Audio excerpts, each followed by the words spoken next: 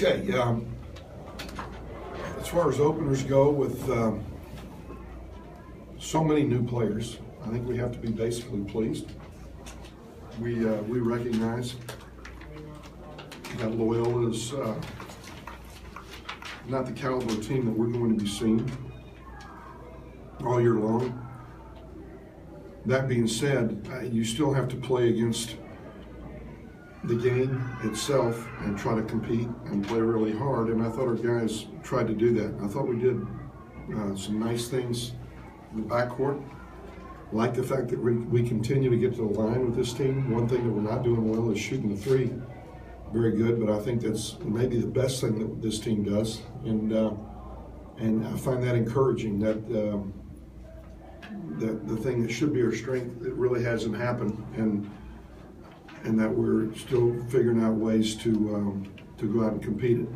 Our defense was active, much better in terms of collectively playing together than it was in the two exhibition games. And I credit Coach Johnson and 2 hard days of practice while I was off at my sister's funeral. Really noticed it when I got back that we just looked a little different, a little more live, that our freshmen were more engaged. All these freshmen are going to be good players one day. I think it's exciting to see the youth that's out there. And I'm encouraged from the standpoint that we have a lot of guys that were going to be integral parts of this team who are not out there on the floor right now. And Josh McSwiggan and Irvin Morris, Omega Harris, etc. So the potential is good. The whistles are obviously very, very tight. Fans are going to have to offer their opinions of if they like the number of fouls that are being called in college basketball games, because we certainly can't talk about it, but you'll probably noticing a difference in the ebb and flow of ball games. It's supposed to be about the flow, but a lot of stoppage of play, a lot of free throws being attempted this year.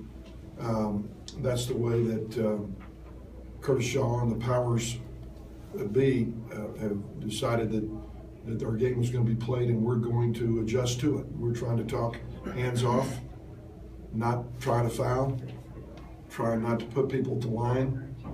We're seeing a lot of guys just throw their bodies into players on drives and get fouls, our guys included, other teams included. Not a lot of preventive officiating going on right now in terms of telling players to clean it up, get their hands off, get out of the lane, all the things that we're accustomed to seeing in the game for so many years.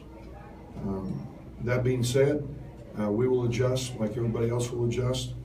I expect as the year goes on, we're going to see more and more teams playing zone, and we'll try to get our zone offense prepared, because I think we're going to see a lot of that. I don't think we've ever had a team attempt 31 free throws in a half, which we did in the first half.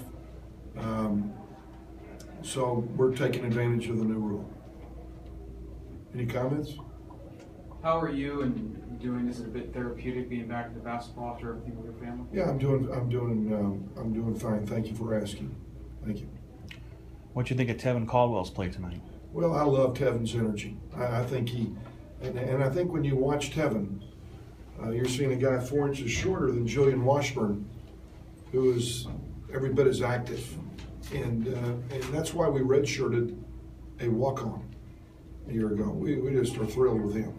He's a really key part to our team, and we're distributing minutes in a tight game tonight. He's probably out there a lot more than some other guys. But this game tonight was very important for our team from the standpoint that we are trying to integrate new players. Those new players need these minutes in these games. They need to try to get out there and make mistakes. We need to let them play through some mistakes. We need some film for them to be able to watch and see who they're not and what they've done positively, so that we can reinforce positive play and that we can address plays that they need to improve on. So it was an important game from that standpoint, just like as the 2 exhibition games were. And we're seeing growth, which is what it's all about. You looked at Dominic and he, hadn't played so long that up just the one exhibition game. How did you feel like his conditioning was? Did you feel like he was I just think he's got a chance to be a really, really great player. Just a terrific player. And we're watching as we keep moving forward. And he's got things to work on, just like everybody else got things to work on. But he's got a chance. And as does Lee Moore in the backcourt, both of them do some really nice things. And they're both playing hard. They both got some strength and size about them. Physicality. They're both anticipatory on the defensive end, and offensively, they both have the ability to get in the lane. They both have the ability to make a shot. They both pass the ball well. So we really like what we're seeing from this backcourt this year, early on. Talk about the defensive improvement. How is it as simple as just maybe the intensity and focus that you saw out there, especially the first 10-minute stretch of the game? Well, I think it has more to do with just guys not being familiar with playing at this level, and you're playing in a high school game, and now you're playing in a college game, and they're not used to actions that they're seeing. They're not familiar with what we're trying to do in terms of defensive screen and roll coverage, any of those things. It's all new to them. And all we've told them is we want you to make mistakes with effort. And they're still making mistakes. But I think that's the thing that we're so pleased with, is they're making them with great effort now. And when that happens, then they'll continue to get better. These kids are out there right now, really, really great kids. And they're focused on listening. They're intent on trying to earn minutes. And they're getting better. With so few minutes to dish out between all of them, would you wish you had another game to play this week before sitting off a week before Texas State? I don't mind having another 4 days of practice. We did it this way because of our youth and because of the number of new players. I'm convinced you get better in practice, and that we got better today because of practice last week. And then we got 4 more days now to try to do the same thing. So I like that. And this Texas State team, I might want to address that right now. Their coach, Danny Casper, was at Stephen F. Austin and came in here and beat us, I think in year 2, when we lost 10 seniors, which is a very similar situation. We're starting over again. We're doing it again. It's going to be a very, very well-coached team. That they'd love to keep the score in the 50s against us. It'll be a good game for our team because they're going to force us to make every possession very important, offensively and defensively. And I like the fact that we're playing a completely different style against a very well-coached team, which this team was coached well today too. They're just not going to have quite the talent of the team we're going to play here on Saturday. How many more games do you expect other than Terry and not to miss? Well, we'll just take it game by game. We'll just take it game by game, and see. And my guess they probably won't be out there next Saturday either.